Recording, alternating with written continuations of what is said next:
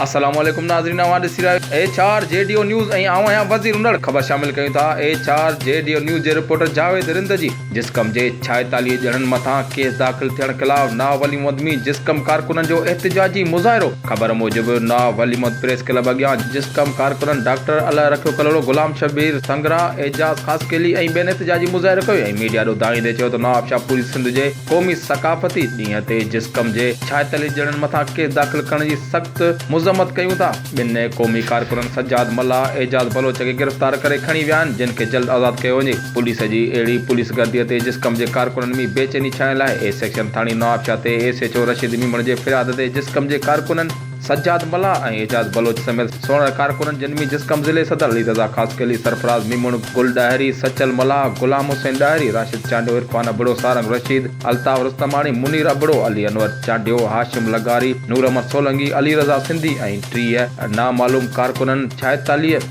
नामालूम कारकुननि ख़िलाफ़ दाख़िल केस ख़त्म करे कारकुननि खे जल्द खां जल्द आज़ाद कयो वञे। अॼु ख़बरनि जी अपडेट लाइ ॾिसंदा रहो एच.आर. JDO news.